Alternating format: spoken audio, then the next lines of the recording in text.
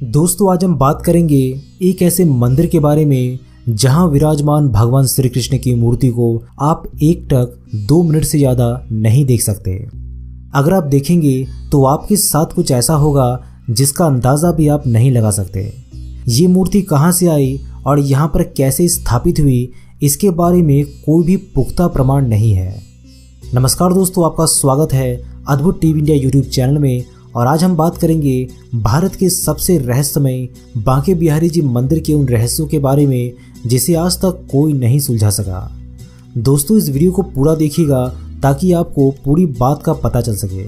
तो चलिए इस वीडियो की शुरुआत कर लेते हैं। मथुरा से करीबन 10 किलोमीटर की दूरी पर वृंदावन है।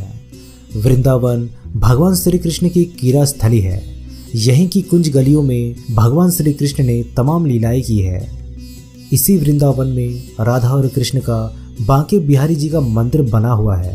इस मंदिर का देश में ही नहीं बल्कि विदेशों में भी काफ़ी मान्यता है। दूर दूर से भक्त यहाँ पर आकर बांके बिहारी जी के दर्शन करके उनका आशीर्वाद लेते हैं। तो चलिए बात करते हैं इस मंदिर से जुड़े उन बातों को जिसे आप शायद ही जानते होंगे। बांके बिहारी मंदिर की स्थापना स्वामी हरिदास जी ने की थी। स्वामी हरिदास जी प्राचीन काल के मशहूर गायक तानसेन के गुरु थे। स्वामी हरिदास जी भगवान श्री कृष्ण के अनन्य भक्त थे। वे निधि वन में तमाम भजन आदि गाकर श्री कृष्ण की भक्ति किया करते थे। दोस्तों आपको सुनकर यह आश्चर्य होगा कि स्वयं राधा कृष्ण उन्हें दर्शन दिया करते थे। एक दिन वृंदावन के लोगों ने स्वामी हरिदास जी से कहा कि वे भी राधा कृष्ण के दर्शन करना चाहते हैं। तब हरिदास जी ने राधा कृष्ण की आराधना करके लोगों की बात उनसे कही। ध्यान व पूजन के बाद जब उन्होंने आंखें खोली तो इस मूर्ति को अपने समक्ष पाया था। श्री कृष्ण जी ने हरिदास जी से कहा कि हम दोनों आपके साथ ही रहेंगे। तब हरिदास जी ने बोला कि हे प्रभु, मैं तो संत हूँ, आपको लंगोट पहना दूंगा, लेकिन माता को नित्य आभूषण कहाँ से ला कर दूंगा। भक्त की बात सुनकर श्री कृष्ण मुस्कुराए और राधा कृष्ण की युगल जोड़ी एकाकार हो गए और एक विग्रह के रूप में वहाँ फिर से प्रकट हुए। हरिदास जी ने इस विग्रह को बांके बिहारी जी का नाम दिया। यही कारण है कि बांके बिहारी जी के श्रृंगार में आधी मूर्ति पर महिला और आधी मूर्ति पर पुरुष का श्रृंगार किया जाता है। मूर्ति प्राप्त करने के बाद स्वामी हरिदास जी ने शुरुआत में तो बांके बिहारी जी के निधि वन में ही सेवा की। फिर जब मंदिर का निर्माण कार्य संपन्न हुआ तब उनको मंदिर में आम जनता के दर्शन के लिए स्थापित किया गया।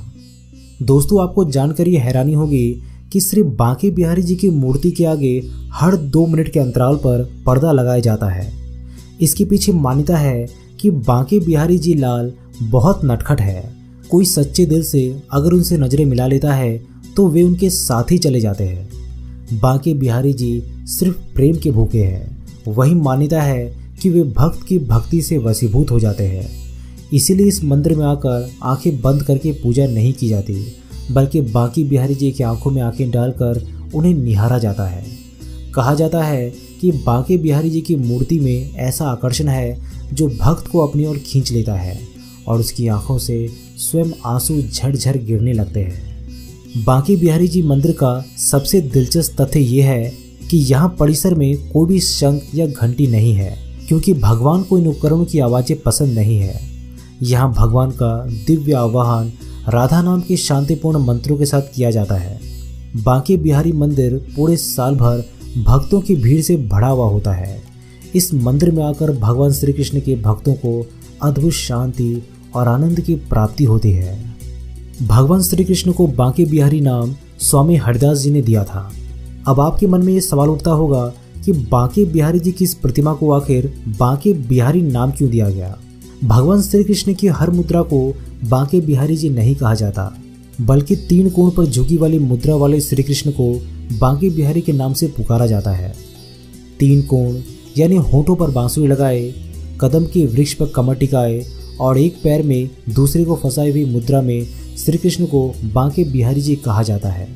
यानी कि श्री कृष्ण जी 3 कोणों पर झुके हुए होते हैं। दोस्तों अगर आप भी कृष्ण भक्त हैं तो इस मंदिर का दर्शन अपने जीवन काल में एक बार ज़रूर कीजिएगा।